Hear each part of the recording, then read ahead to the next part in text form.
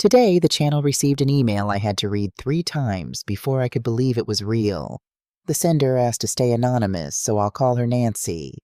She's 70 years old, and she buried her husband not long ago. And then on Christmas night, the one night the whole world is supposed to be home together, her own son and her daughter-in-law, a woman who teaches children for a living pushed her out the door into the cold so they could throw a party with their friends. Nancy sent this story not to complain, but because she genuinely wants to hear what you would tell her. So I'm asking you to listen all the way to the end and then leave her a few words. Let's begin. The Baker family built its name on something invisible. You couldn't see it. You could only smell it. And for almost 40 years, that was enough to keep the lights on in a narrow brick building on the east end of Charleston, South Carolina, 3 blocks from the water. Thomas Baker started the company in 1986 with a single shipping container of French perfume oils and a handshake with a distributor in Grass he'd met exactly once. Nancy was the one who told him to do it. People remember that part wrong. They assume the wife went along with the husband's gamble. The truth was the opposite. Thomas had the nose and the patience. Nancy had the spine. She kept the books. She negotiated the contracts. She was the one who could sit across a table from a supplier who was lying to her and let him finish his entire performance before she quietly laid out line by line every figure that proved he was lying. Thomas used to say his wife could read a man's character off the way he shook her hand. He wasn't entirely joking. 40 years of importing a product built on trust on whether the oil in the bottle was the oil on the invoice teaches you to watch people very, very closely. By the time Thomas turned 68, Baker & Company was small but solid. They'd never gotten rich. They'd gotten secure, which Thomas always insisted was the better thing to be. They owned their home outright, a tall, narrow single house on a quiet street downtown, the kind with the long side porch that Charleston is famous for, with a fig tree in the back that Thomas had planted the year their son was born. They had a second property, too, a modest 1-story cottage out in the low country 40 minutes inland that they'd bought cheap and fixed up over a decade of weekends. It was meant to be where they'd retire. They never got there. Their son Andrew was their only child. Andrew was charming in the way that's easy to love and hard to trust. He had his father's warmth without his father's patience. From the time he was a teenager, he wanted things fast, the good car, the good watch, the right table, at the right restaurant. He went into sales after college medical equipment first, then software, then something he described as consulting, that Nancy never fully understood, and he was good at it because he could make anyone feel for the length of a conversation like the most important person in the room. That's a gift. It's also a danger because a man who can sell anything will eventually try to sell himself a story he shouldn't believe. He married Chloe 8 years ago. She taught 4th grade at a private school on the peninsula. At the wedding, she gave a toast about her students, about shaping young minds, about patience and kindness, and the whole room teared up, and Nancy clapped along with everyone else, and thought with the small private part of her that never switched off, she rehearsed that in the mirror. Nancy was ashamed of the thought. She buried it. She decided to love her daughter-in-law, and for several years she managed it mostly. The trouble started, as it so often does, with a man named Brett. Brett Calloway was a friend of Andrew's from the gym, a loud, tanned, gold watch sort of man who talked about money the way some people talk about the weather, constantly, confidently, and with no real understanding of how it actually worked. Brett was always in the middle of something. A development deal, a crypto fund, a ground floor opportunity in a startup that was going to change everything. And Andrew, who wanted things fast, listened. The first investment made money. This is the part Nancy circled back to again and again in her email because she understood it was the hinge on which everything turned. If the first one had failed, Andrew would have walked away licking his wounds and learned a cheap lesson. But it succeeded. A modest sum became a less modest sum in 8 months, and Andrew got the taste. And the taste is the thing that ruins people. He and Chloe began to spend like the money would always be there. A bigger house in Mount Pleasant with a pool they used twice a year. A leased German SUV for each of them. 2 trips abroad in a single year. Chloe posted the photos, the infinity pools, the captions about gratitude. They were by every appearance exactly the kind of couple their friends envied. And underneath every dollar of it was borrowed against a number on a screen that Brett swore would only ever go up. It went down. It didn't crash all at once, that would almost have been kinder. It bled out over 18 months, one bad quarter after another, while Andrew kept pouring money in to chase what he'd lost, because Brett kept telling him the rebound was just around the corner. By the time Andrew finally stopped, the savings were gone, the credit cards were maxed, and the bigger house in Mount Pleasant was underwater on a loan they could no longer service. So they sold it. They told everyone it was a lifestyle choice, that they were simplifying. Chloe wrote a long post about how the pandemic had taught her family what really mattered. The truth was the bank was 3 weeks from taking it. And when the dust settled and they had nowhere to land, they did what people do. They came home.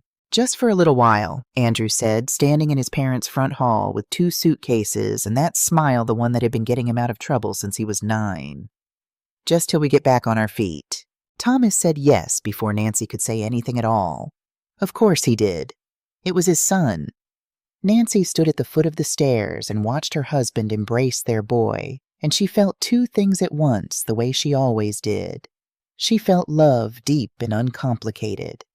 And underneath it, faint as a draft under a door, she felt the cold. That was in the spring.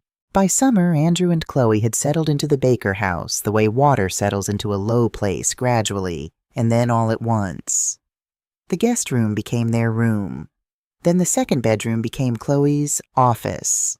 Their things spread through the house. Nancy found her own cookbooks moved to make space for Chloe's. She found Thomas's reading chair, the one by the window, draped in someone else's throw blanket. Small things. Nancy told herself they were small things. Thomas didn't seem to notice or chose not to. He was happy to have his son under his roof again. The 2 of them would sit on the side porch in the evenings with a bottle of something talking, and Nancy would hear Andrew's laugh through the screen door and tell herself everything was fine. Then on a Tuesday in October, in the back office of the warehouse on the East End, while sorting through a shipment that had come in mislabeled, Thomas Baker put his hand flat on the desk, said, "Nancy, something's wrong," and was gone before the ambulance reached the corner. A clot, the doctor said. The kind that gives you no time and no warning. He was 68 years old. His life was still mid-sentence. There was a contract on his desk he'd been about to sign. There was a voicemail on his phone unheard from a supplier in France he'd known for 30 years. There was Nancy would learn much later a great deal Thomas had quietly set in motion that he had never quite found the moment to tell her about. The funeral was large. Half of Charleston's small import trade came. Andrew gave a eulogy that made the whole church weep, and it was beautiful, and every word of it was sincere, and Nancy watched her son grieve his father and loved him so much it frightened her. It was Chloe she was watching, though. 3 days after the funeral, while the casseroles were still arriving and the thank you cards were still unwritten, Nancy came down the stairs early. She'd never been able to sleep past 5, not in 50 years, and heard a voice in the kitchen low, careful, the voice of someone who didn't expect to be overheard. Chloe was on the phone. She was standing at the window with her back to the door, a mug of coffee going cold beside her, and she was talking to someone about square footage. Single-house historic district off-street parking, which is basically unheard of down here, she was saying. No, it's free and clear, no mortgage. I just want to know what we're realistically looking at if it came on the market in the spring. A pause. And that's a conservative number. Nancy stood very still in the hallway, one hand on the banister in the house she and Thomas had paid off over 23 years, 4 days after she had buried him. Her daughter-in-law was getting it appraised. And here is the first thing about Nancy that you need to understand, because everything that follows depends on it. She did not gasp. She did not storm into the kitchen. She did not say a single word. She turned around, climbed the stairs as silently as she'd come down, then sat on the edge of her bed in the gray morning light and did the thing she had done across 40 years of negotiating tables. She started to watch. Because the woman in the kitchen had made one mistake, and it was the same mistake everyone made about Nancy Baker. She'd looked at a grieving 70-year-old widow and seen something soft, something finished, something that could be moved like a chair to wherever was more convenient. She had no idea who she was dealing with. In the weeks after the funeral, the house changed around Nancy the way a season changes so slowly that no single day felt like the turning, and then one morning you wake up and everything is different, and you can't say exactly when it happened. The first thing to go was the chair. Thomas's reading chair had sat by the front window for 19 years. It was a wingback upholstered in a green so faded it had gone almost gray, and it was by any objective measure ugly. Nancy loved it the way you love a thing that holds the shape of a person. In the evenings after he died, she had taken to sitting in it herself in the spot where the cushion still dipped to fit him, watching the street go dark. She came down one morning, and it was gone. She found it eventually in the garage under a tarp beside the recycling. In its place by the window stood a sleek new accent chair, pale boucle, the kind Chloe had been pinning online. When Nancy asked about it, Chloe pressed a hand to her own chest and said, "Oh, Nancy, I'm so sorry I should have asked. It was just so I didn't think you'd want that old thing as a reminder. I thought it might be painful for you. I was trying to help. Nancy would hear that sentence so many times in the coming months that it began to lose its meaning the way a word does when you repeat it. It was always the cover. Every act of taking was dressed as an act of giving. The chair was thrown out to spare her grief. Her cookbooks were boxed to declutter for her. The thermostat was locked to a setting she found cold for everyone's comfort. Chloe never took anything. She only ever helped, and somehow with each helping, Nancy had a little less. Andrew was a different problem, and a worse one, because Andrew she loved without reservation.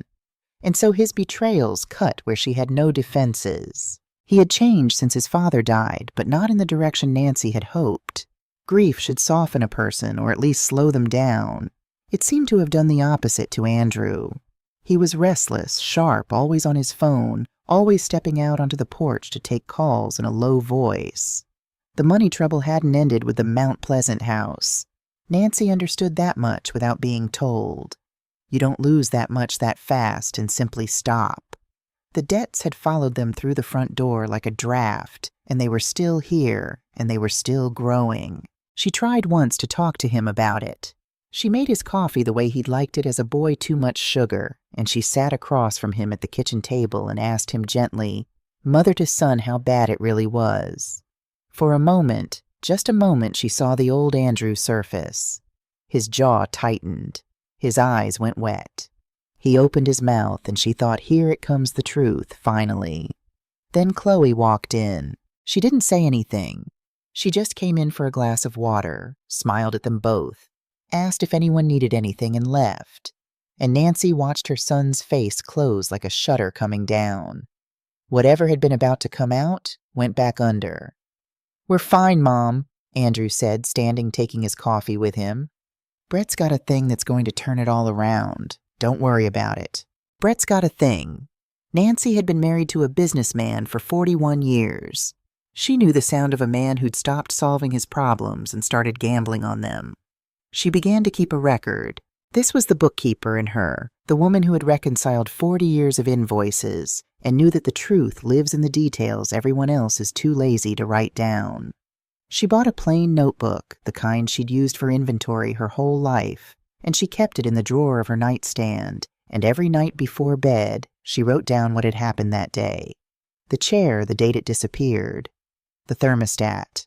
The phone call she'd overheard in the kitchen. The morning Chloe's mother visited, and Nancy heard them through the floor vent discussing the layout and what they'd do with the porch. She didn't know yet what the record was for. She only knew the way she'd always known things, that a day was coming when she would need to remember clearly. People who are being slowly robbed are always told afterward that they should have seen it. Nancy saw it. Seeing it was never the problem. The problem was that the person doing the robbing was her son, and a mother will let herself be robbed for a long time before she'll let herself believe it. The household ran on a fiction, and the fiction was this, that Andrew and Chloe were caretakers, and Nancy was the one being cared for. It was repeated so often in front of so many people that it began to harden into fact. When Nancy's old friend Diane Foster called to check on her, Chloe answered the phone.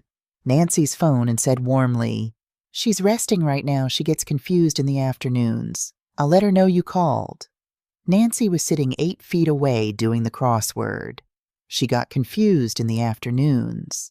It was the first time she'd heard the story they were building about her, and she understood at once how dangerous it was.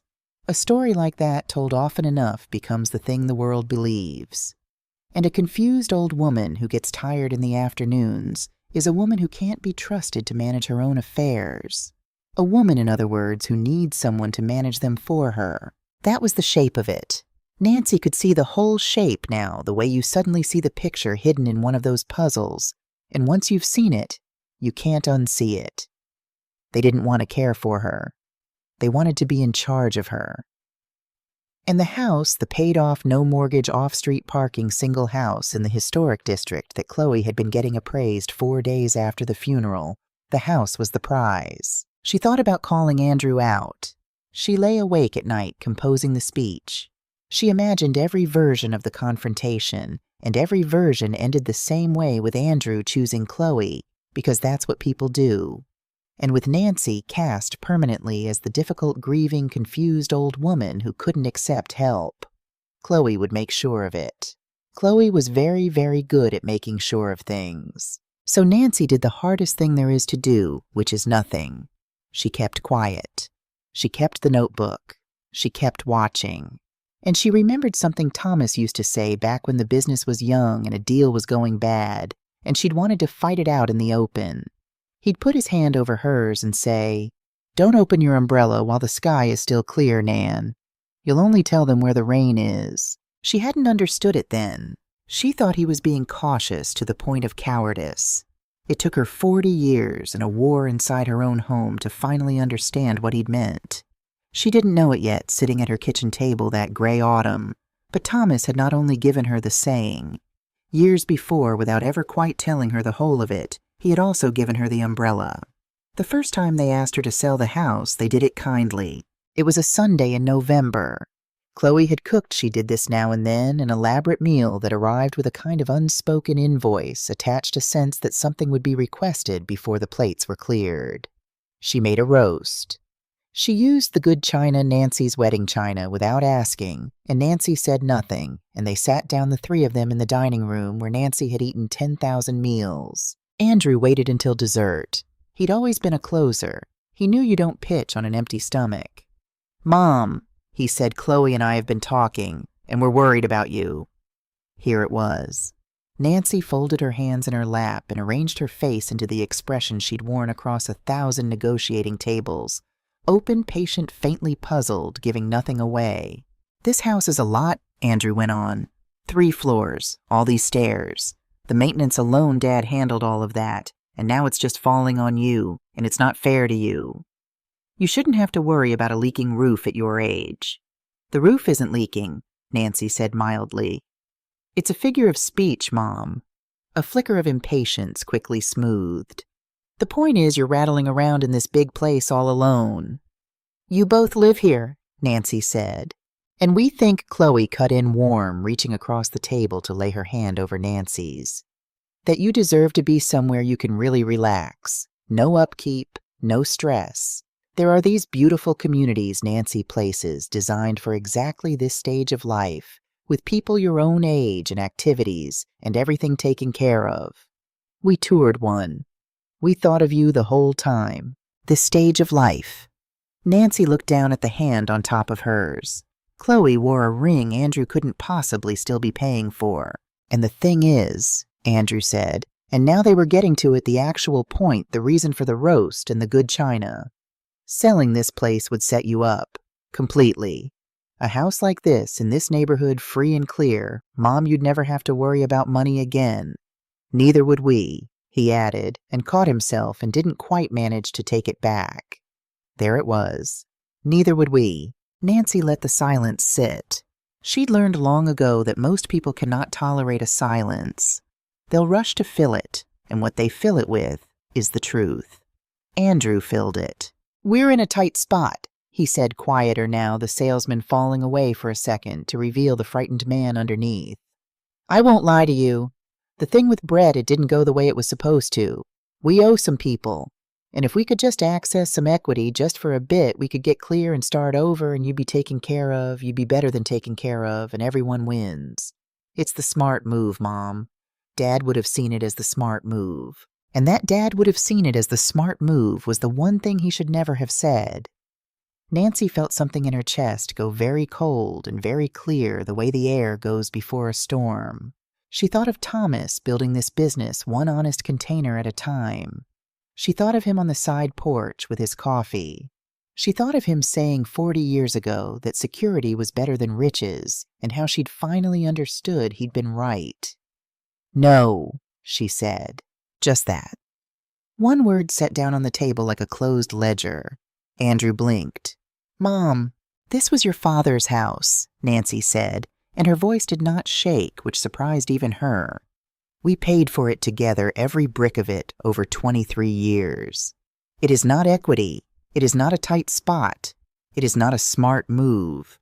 It is the last thing in this world that still has his hands on it, and I am not going to sell it so that you can hand the money to a man named Brett." She stood and gathered 3 plates, and her hands were perfectly steady. "Thank you for dinner, Chloe." The roast was lovely. She carried the plates into the kitchen. Behind her, the dining room was silent. And that silence, she would realize later, was the moment everything turned. Up until then, they had been working on her, softening her, managing her, telling her the gentle lies. With that one word no, she had stepped out of the role they'd written for her. She was no longer the confused widow to be guided. She was an obstacle. People are patient with someone they're guiding. They are not patient with an obstacle. Things got colder after that. Not dramatically, there was no shouting, no scene. It was subtler and worse. The warmth Chloe had performed for months simply switched off like a lamp, and what was left underneath was a cool, businesslike efficiency that frightened Nancy far more than anger would have. She began to feel like a tenant in her own home, a barely tolerated one. Her mail started arriving already opened. Her name came off the household accounts to simplify the bookkeeping. When she mentioned lightly that she'd like to host her book club at the house, as she had for 15 years, Chloe said it wouldn't really be convenient. They had so much going on, maybe somewhere else. Nancy kept writing in the notebook. The entries got shorter and harder. Then, on a Thursday in early December, she heard the thing that ended any last hope she'd been holding. She'd gone up to bed early, or so they thought. In truth, she'd come back down for her reading glasses and stopped on the stairs in the dark because she heard her own name through the half-open door of Chloe's office. "Can't do anything while she's living here, that's the whole problem." Chloe's voice low and tight, no warmth left in it at all. "As long as she's under this roof and of sound mind, it's her call. We need her out. And go where Andrew. Tired. Worn down. The cottage. The place in the country. It's hers, free and clear, too. It's perfect. Get her settled out there away from her friends, away from anyone who'd interfere, and she's contained. Then it's just us in the house. And once she's not here every day reminding everyone she's fine, the fine part gets a lot easier to question. You heard Diane on the phone. People already think she's slipping." A pause. "We get her to the cottage by Christmas. New year, new start. We list this place in the spring. That feels..." Andrew started. "It feels like survival, Andrew." Chloe's voice cracked like a whip and then went soft, coaxing, the voice she used on 9-year-olds. "I'm trying to save us. Do you want to go to prison? Because that's where this ends if we don't move. I'm doing this for us." Nancy stood in the dark on the stairs, one hand on the banister, and listened to her son not answer. That was the thing that broke her heart. Not Chloe. Chloe was what she was.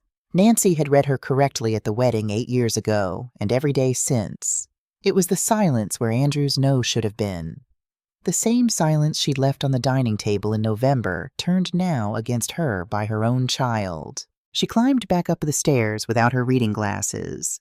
She sat on the edge of her bed. And for the first time since Thomas died, Nancy Baker let herself cry. Not for very long, and not loudly, but completely. The way you cry when you finally stop hoping for the thing you've been hoping for. Then she dried her face. She took the notebook out of the nightstand, and under that day's date, She wrote a single line in the steady hand of a woman who had reconciled 40 years of accounts. They mean to put me in the cottage by Christmas. The sky is no longer clear. She closed the notebook. She did not yet know about the umbrella, but she knew now beyond any doubt that she was going to need one. Christmas Eve in Charleston is mild more often than not, but that year a cold snap came down out of the mountains and sat on the low country like a hand. The forecasters kept saying it might even snow, which it does perhaps once a decade, and the whole city went a little giddy at the thought. Nancy heard children on the street that afternoon already hoping. She had not been told in any direct way that she was leaving. That wasn't how it was done now. Things were simply arranged, and she was expected to notice the arrangement and accept it. Over the past 2 weeks, her good winter coat had migrated to the front closet by the door. A suitcase she didn't remember packing had appeared half-filled in the corner of her room. Chloe had mentioned in passing how cozy the cottage was this time of year, how peaceful, how Nancy would surely love some quiet after such a hard season. Nancy had said nothing. She had packed the suitcase the rest of the way herself, quietly including a few things Chloe would never have thought to include: the inventory notebook, her late husband's reading glasses, and a small brass key she'd carried in her cardigan pocket for 2 weeks without quite knowing why. She had also the week before made a phone call, but that comes later. The evening began as a performance of family. Andrew built a fire. Chloe put carols on.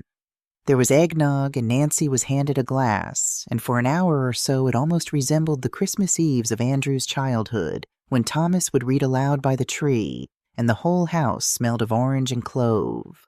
Nancy sat in the new pale chair that had replaced Thomas's, and held her eggnog, and watched her son laugh too loudly at his own phone, and waited.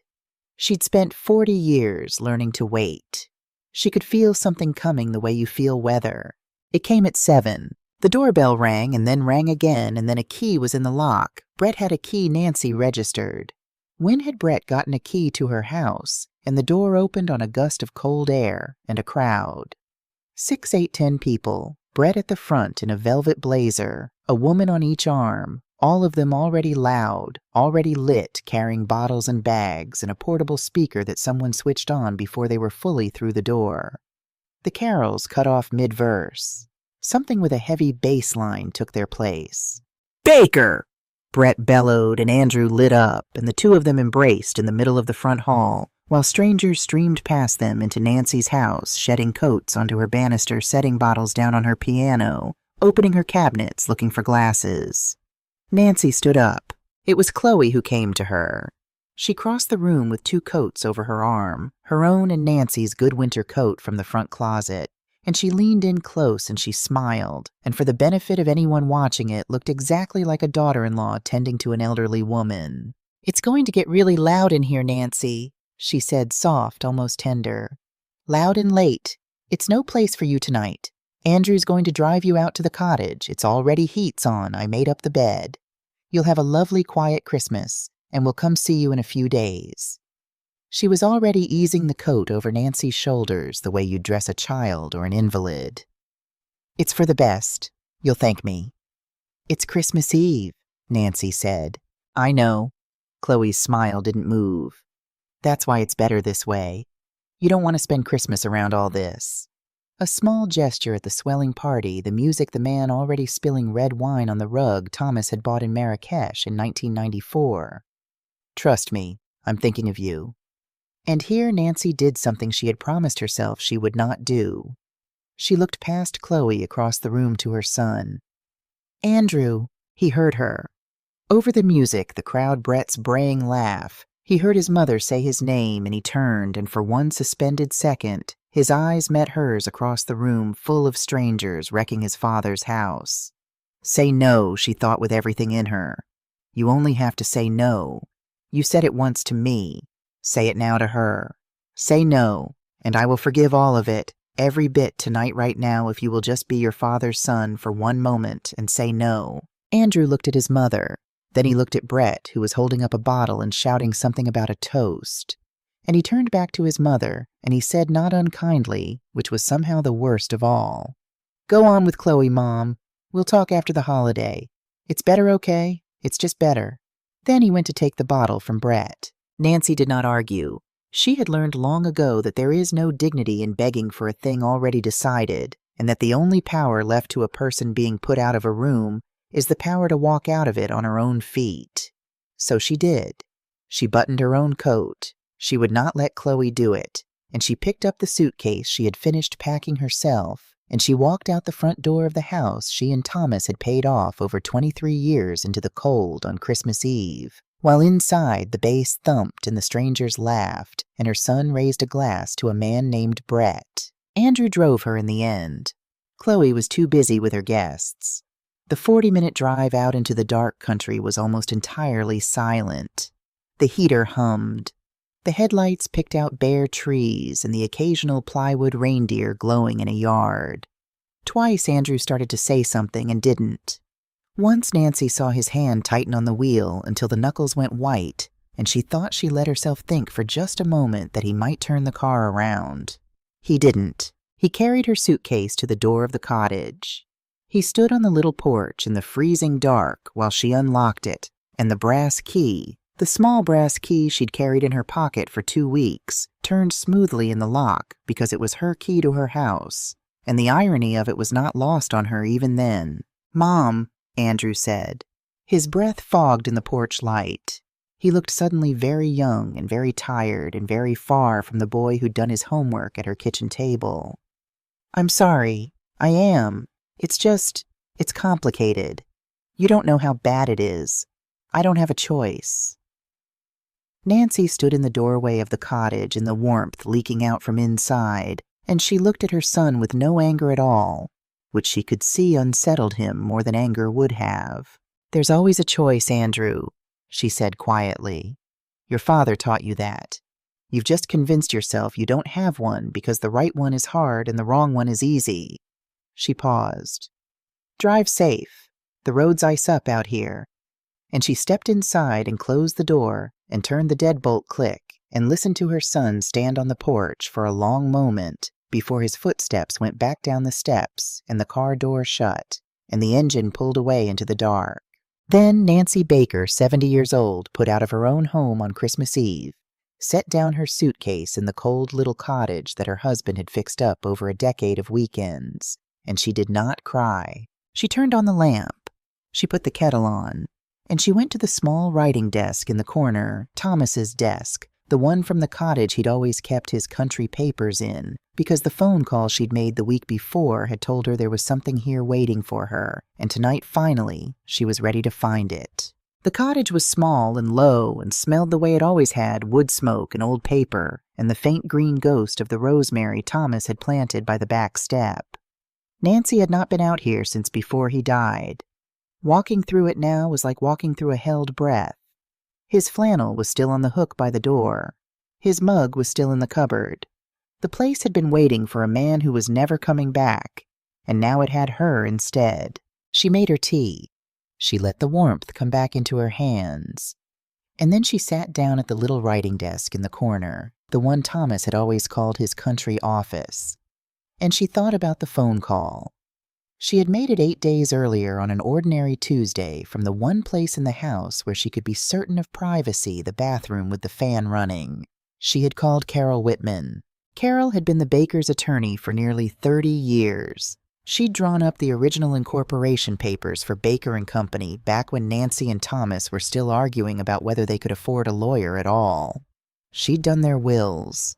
She was past 70 herself now, mostly retired, but she still kept a few old clients, and when Nancy's name came up on her phone, she'd answered on the second ring. Nancy had told her plainly and without drama what was happening, the pressure to sell, the story being built about her confusion, the things she'd overheard on the stairs about the cottage and Christmas.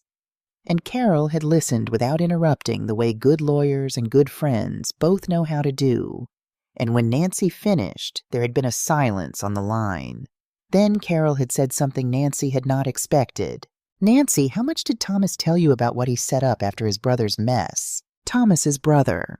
Nancy hadn't thought about that in years. Thomas's younger brother Raymond had owned a marina up in Beaufort, and a decade ago Raymond had gone through a divorce so vicious and so financially catastrophic that it had nearly taken the marina, the boats, and Raymond's sanity with it. Thomas had driven up there every weekend for a year to help him claw his way out. He'd come home from those trips quiet and grim. And then Nancy remembered now he'd started spending evenings with Carol that he'd described only as getting our affairs in order. "He told me he was protecting us," Nancy said slowly. "He said he didn't want what happened to Ray to ever happen to us. I signed some papers. I trusted him. I didn't read all of them. Carol, I had a business to run. I let him handle the legal side. I always did." A pause. What did I sign? And Carol Whitman had told her. What Thomas Baker had done quietly over the better part of a year was build a wall around everything that mattered. He had not simply owned the 2 houses and the business as a man ordinarily does in his own name, where a lawsuit or a bad marriage or a grasping relative could reach them. He had done what he'd watched a good lawyer do for his brother, too late. He had created a limited liability company, Baker Heritage Holdings, and into it, he had transferred the deeds to both properties, the single house downtown and the cottage in the country. The houses were no longer owned by Thomas and Nancy as people. They were owned by the company. And the company was controlled by a document called an operating agreement, which named exactly one person as its managing member, the one person with the sole authority to sell mortgage lease or transfer any property the company held. That person was Nancy, not Thomas. Thomas had done it on purpose. "Nancy's the one with the spine," he told Carol, "and she'll outlive me, the women in her family always do. Put it in her hands. She'll know what to do with it." He had made his wife quietly years in advance without ever quite spelling it out to her, the only human being on earth who could decide the fate of either house. The investment accounts, the proceeds from 4 decades of honest importing, he had placed in a revocable living trust with Nancy as both trustee and beneficiary. Her pension and her Social Security were federal untouchable, hers alone. And then he had done the last thing, the thing that made Carol's voice go gentle on the phone. He had written a letter to be kept with the cottage papers in the desk in the country office to be opened by Nancy, if it should ever be needed. Carol had a copy in her files. Thomas had a copy out here. He had written it 5 years before he died and never mentioned it again, because that was Thomas, don't open your umbrella while the sky is still clear. "It's in the desk, Nancy," Carol had said. "He told me that's where he kept his copy, the bottom drawer. Whatever they try to do to you, and from what you're describing, my dear, they are going to try something soon, you need to understand that they cannot do any of it. They cannot sell that house. They cannot mortgage it. They cannot put you out of it. Legally, it isn't theirs to touch, and it never will be. The only person who can sell the Baker house is you.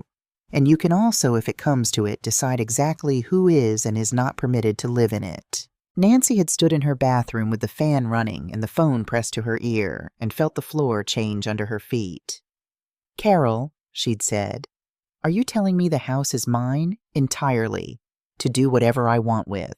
"I'm telling you," Carol had said, "that Thomas built you an umbrella and he handed you the only key to it, and he's been waiting 5 years for you to need it. Go find the letter, Nancy, and then call me and we'll decide together what you'd like to do. Because you, my friend, are holding every card. They just don't know it yet." That had been 8 days ago. And now Nancy sat at the desk in the cottage on Christmas Eve with the party 40 minutes behind her, thumping in her husband's house, and she opened the bottom drawer. The papers were there in a folder labeled in Thomas's blocky engineer's hand, Baker Heritage Keep, and tucked inside the front cover in a plain envelope with her name on it, Nancy was the letter. Her hands were not quite steady now. She'd been steady all evening, steady through the coat and the crowd and the cold drive and the deadbolt, but her hands shook a little as she slid a finger under the flap. It was not long. Thomas was never a man of many words on paper. He saved his words for talking. But she read it 3 times, and by the 3rd time she was not cold at all. "Nan," it began, "if you're reading this, then either I've finally gotten you out to the cottage for a proper rest. Unlikely you stubborn woman or something has gone wrong, and you need to know where you stand. So here it is, plainly the way you like it. Everything is yours. The house, the cottage, the accounts, all of it. And it's structured so that no one, not a bank, not a lawsuit, not a person who marries into this family with the wrong idea, can take it from you or pressure you out of it. I learned that the hard way watching Ray nearly lose everything to people who smiled at him. I won't have that happen to you. You'll know if the day comes. You always know. You read people better than anyone I ever met. It's why the business worked. It was always you, whatever I told people at parties. So trust that. If someone is working to move you out of your own life, believe them the first time, and then remember that the law is already on your side. Sitting in this drawer, waiting. Don't open the umbrella early, but when the rain comes, Nan, open it all the way. Don't be gentle about it. You were never as gentle as people thought, and thank God for that. I'll be on the porch. Save me a chair. Tea. Nancy Baker sat alone in the cottage on Christmas Eve and read her dead husband tell her to open the umbrella all the way. Then she folded the letter and put it in her cardigan pocket beside the brass key, and she picked up the phone, and even though it was nearly 9 o'clock on Christmas Eve, she called Carol Whitman. Carol answered on the second ring. "I found it," Nancy said. "Good," said Carol. And Nancy looked out the cottage window into the dark in the direction of the city where her son and his wife were drinking her wine and planning to sell her house in the spring. The cold, clear stars were out. It was not going to snow after all. "And I think," Nancy said in the steady voice of a woman who had reconciled 40 years of accounts and was about to reconcile one more, "I'd like to discuss exactly what my options are. All of them. Take your time. I'm not tired in the afternoons, whatever they've been telling people. I've got all night." They did not come for her at the cottage. That was the part that told Nancy everything about how they saw her now. In the days after Christmas, they didn't call to check that she'd settled in, didn't drive out to see if the old woman they'd left in a country house in a cold snap was warm or fed or alive. They simply assumed she was handled, contained. A problem moved to a shelf. She let them think it. She spent those days the way Thomas would have wanted, quietly, methodically building her case the way she'd once built an inventory. Long phone calls with Carol. A folder of her own, now growing thicker. She wrote down dates, conversations, the things she'd overheard, copied out passages from the operating agreement in her own hand so she'd understand every line of it. She was not tired in the afternoons. She had never in her life been more awake. It was the second week of January when Chloe made her move, and she made it as Nancy had known she would with a lawyer of her own. The call came on a Tuesday. Chloe's voice on the phone was warm again, the lamp switched back on because she wanted something. "Nancy, how are you? How's the cottage? Isn't it just darling out there? Listen, we'd love to come see you. Andrew misses you so much. Could we come Thursday? Maybe bring lunch. There are just a couple of little things we should all sit down and sort out paperwork, boring stuff, you know how it is now that Thomas is gone. Easier to just get it all tidied up." "Of course," Nancy said. "Thursday's fine. Come at noon." "Wonderful. Oh, and Nancy, we're going to bring a friend of ours. He's a lawyer. He helps families with this kind of thing just to make it all official and easy for you. You won't have to worry about a single thing. He's lovely. His name's Gerald." "How thoughtful," said Nancy. "I'll make coffee." She hung up and she called Carol and she said, "Thursday noon. They're bringing a lawyer named Gerald." And Carol said, "Then I'll bring myself." "Don't tell them I'm coming, Nancy. Let's let it be a surprise." Thursday came gray and damp. Nancy made coffee in Thomas's old percolator and set out 5 cups, 4 for the people they were expecting, and a 5th for the guests they weren't. Andrew and Chloe arrived first with a tasteful tray of sandwiches and a man in a good overcoat carrying a leather folio. Gerald Briggs was somewhere around 50, smooth and pleasant, with the careful, soothing manner of a man whose entire job is to make irreversible things feel reasonable while they're happening. He shook Nancy's hand and held it a beat too long and told her how sorry he was for her loss and how he was just here to help make everything simple. They sat at the cottage's small table. Chloe poured the coffee. Andrew wouldn't quite look at his mother. He'd lost weight, Nancy saw, and there was a grayness under his eyes that no amount of Brett's confidence could hide. Whatever the debts were, they were eating him alive now. Gerald opened his folio. "So," he said warmly, I've prepared a few documents just to streamline things for everybody. Nothing scary. The main one is a durable power of attorney. This would let Andrew handle the financial and property matters on your behalf, so you don't have to be bothered with all of it out here. There's also a simple agreement regarding the downtown property given that the family's circumstances have changed, and it makes sense to free up that asset. Just sign here, sign here. We can have everything filed by Friday. He slid the first page across the table and uncapped a pen and held it out to her cap end first, the way you hand a pen to someone you've already decided will take it. Nancy did not take the pen. "Before I sign anything," she said pleasantly, "I think my own attorney should be here. She's just outside. I'll let her in." And she rose and opened the cottage door, and Carol Whitman walked in out of the gray afternoon in a sharp wool coat with a briefcase of her own and said, "Gerald, it's been a while. I see you're still doing house calls." The change in the room was immediate and total. Gerald Briggs sat up straight. Chloe's smile flickered like a candle in a draft. And Andrew, for the first time, lifted his head and really looked, because some old instinct in him recognized that the ground had just shifted under his feet. Carol did not sit. She set her briefcase on the table, opened it, and laid out a single document, turning it so it faced Gerald. "This is the operating agreement for Baker Heritage Holdings, LLC," she said, executed several years ago, properly filed, entirely current. "Both the downtown property and this cottage are titled to the company. They have been since 2020. Neither one is owned by Nancy as an individual, which means neither one can be reached by a power of attorney over Nancy as an individual.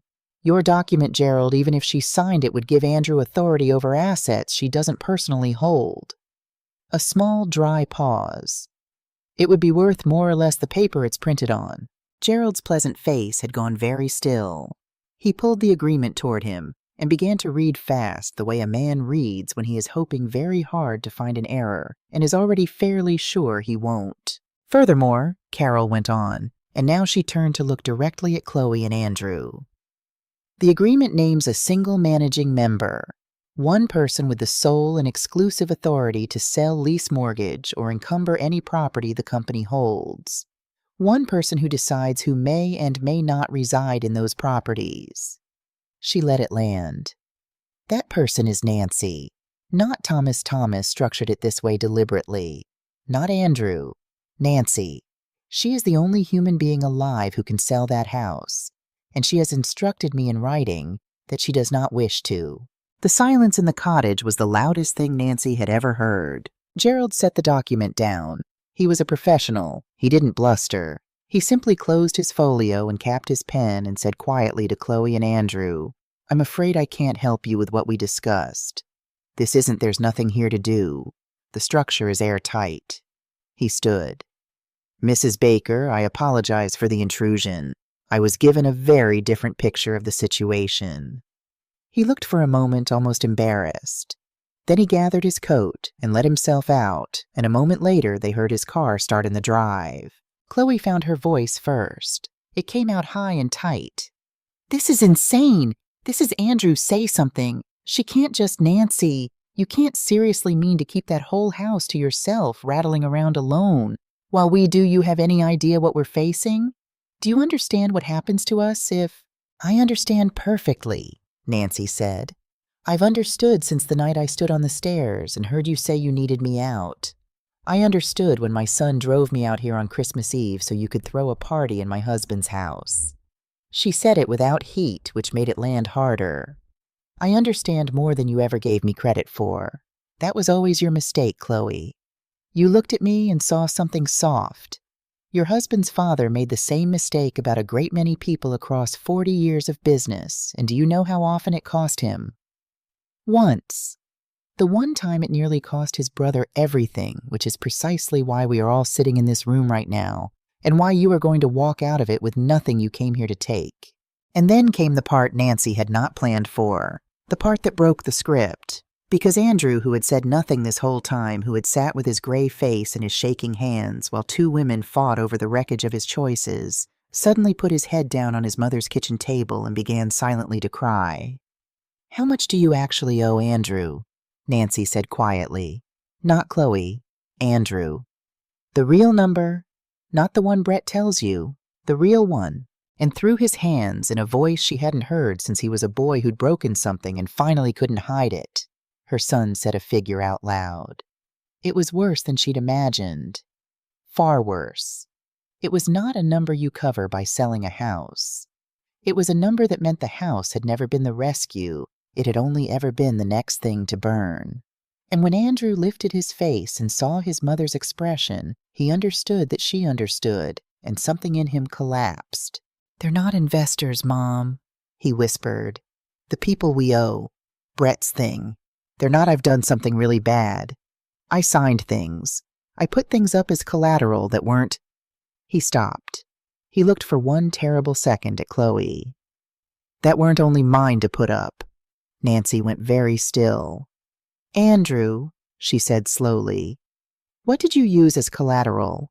And in the silence that followed, she watched her son try and fail to make himself say it, while across the table for the first time all afternoon, it was Chloe who would not meet anyone's eyes. The thing Andrew had used as collateral was the house. Not legally, he couldn't have, the house was never his to pledge, though he hadn't known that when he did it. But Brett had assured him months ago that a man whose mother owned a paid-off historic property, free and clear, was good for a private loan from the kind of people who don't file paperwork with banks. Andrew had signed a personal guarantee. He had told those people in writing that the Baker house stood behind his debt. He had promised them something that had never belonged to him, and the discovery in that cottage that it never could did not erase the promise. It only meant that when the house failed to materialize, the people he owed would come looking for him to make up the difference some other way. That was the trap Andrew was truly in. Not poverty, something with teeth. But that was not the twist.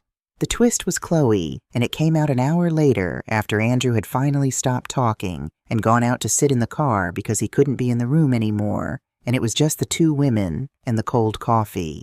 Nancy had asked simply, "Why now you've been frightened for over a year? What changed in the last few weeks that made you push so hard so fast to get me out, and the house sold?" And Chloe, who was very good at performances but had run entirely out of them, told her the truth because there was no longer any version of events in which lying helped her. She had already seen a lawyer, not Gerald, a different one, a divorce lawyer 3 weeks before Christmas.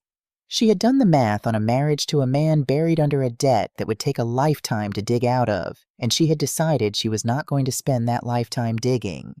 The plan had never really been to save Andrew. The plan had been to get the house sold while she was still married to him, take her share of the proceeds in the divorce, and walk away clean, leaving Andrew with the debt, the collapse, and the people Brett had introduced him to. She needed the house liquidated first, while it still counted as a marital asset she could claim against before the whole thing came down. That was the clock she'd been racing. That was why Christmas. That was why the cottage. That was why out now fast. She had been planning to take everything Andrew had left and leave him in the wreckage. The campaign against Nancy had never been about a family in survival mode. It had been one person building her own escape, using a husband as the door and a mother-in-law as the lock to pick. Nancy listened to all of it without a word. When Chloe finished, there was nothing triumphant in the room. There rarely is at the real end of these things. There was just a tired woman at a small table having finally said the worst true thing about herself out loud, and an older woman across from her holding a cup of cold coffee, feeling the last warmth she'd had for her daughter-in-law go quietly out like the lamp Chloe was always switching on and off. "Thank you for telling me the truth," Nancy said at last. "I know it cost you something. It may be the only honest thing you've done in this house." She stood and rinsed her cup and set it in the rack and dried her hands. "Now I'd like you to go. Both of you. I'll talk to my son when he's ready, and he is still my son, and that door does not close. But you and I are finished, Chloe. Not out of revenge. Out of arithmetic. I've spent 40 years deciding who to trust based on what they do when they think no one is watching, and I have all the information I need about you now. Go home. Though I suppose," she added almost gently, "it isn't really home, is it? It never was. You were only ever passing through it on your way to somewhere with my husband's money." Chloe left. The divorce went through that spring. She filed first, as she'd always meant to, but there was far less to take than she'd gambled on because the only real asset had a wall around it that Thomas had built 5 years before she ever thought of the scheme. She walked away with her car and her grievances. Last Nancy heard, she'd moved to Atlanta and gone back to teaching. Somewhere a classroom of 9-year-olds is being told right now about kindness and patience. Nancy thinks about that sometimes.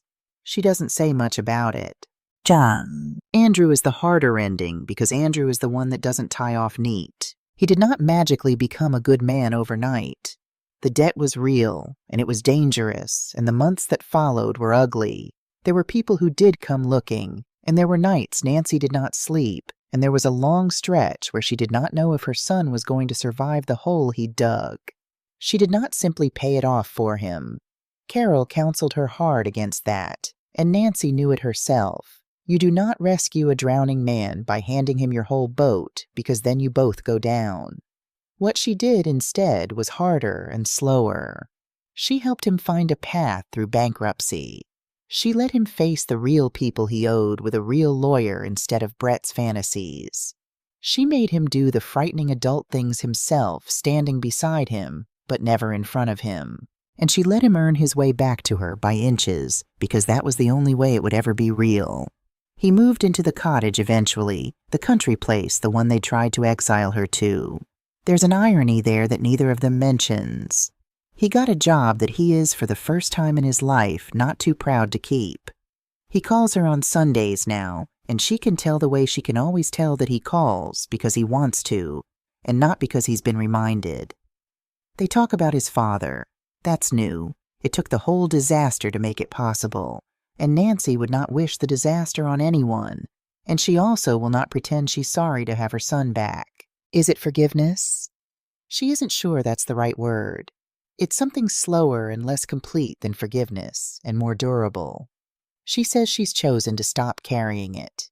She says the boy who cried at her kitchen table was real, and so was the man who didn't say no on Christmas Eve, and she's decided to love the first one and keep her eyes open about the second. Nancy lives in the downtown house. Her house. She had Thomas's green chair brought back in from the garage and put back by the window, and she gave the pale buccal thing to a charity shop. She hosts her book club again. She took up something Thomas always teased her. She'd never have the patience for pottery of all things, and she is, by her own cheerful admission, terrible at it. She is not tired in the afternoons. The last lines of her email to the channel were these, more or less, and I'm reading them close to how she wrote them because I don't think I can improve on them. The house is still standing. I know exactly who I am. My husband built me a wall and waited 5 years to see if I'd know what to do with it, and I'd like to think he'd be proud of me. I sleep fine now. I just have the one question I can't answer on my own, and that's why I'm writing to strangers, which I never thought I'd do at 70. So that's where Nancy leaves it. And here's where I have to stop being a narrator and just be a person who read this email 3 times and couldn't stop thinking about it. Here's what I think, for whatever one stranger's opinion is worth. I think Nancy has already done the wise thing with the daughter-in-law. That's not forgiveness. She's withholding out of spite. That's just clear eyes, and clear eyes are not cruelty.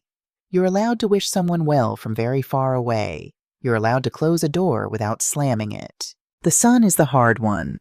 And if it were me, if that were my child who looked across a room full of strangers and chose the easy wrong thing while I asked him with my eyes to choose the hard right one, I think I'd do almost exactly what Nancy's doing. Not the wide open arms, not the clean slate, because a clean slate teaches a man that the slate is always clean and someone else always wipes it. But not the locked door either. Something in between. The slow road. Love with its eyes open. Let him earn the light back one Sunday phone call at a time, and watch what he does when he thinks no one is keeping score, because that, she'd tell you, is the only test that's ever told her the truth about anyone. But I genuinely don't know if I'm right. And Nancy didn't write to me for my answer. She wrote for yours. So that's the favor she's asking, and I'm asking it for her.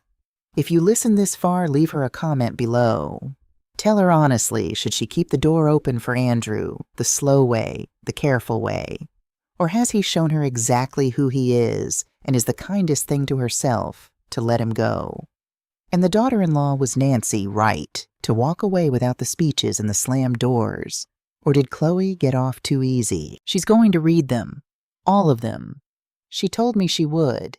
So be honest, but be the kind of honest you'd want someone to be with your own mother. I'll make sure she sees what you write. Take care of the people who'd build you a wall and wait 5 years to see if you'd use it. They don't come along twice. I'll see you in the next one.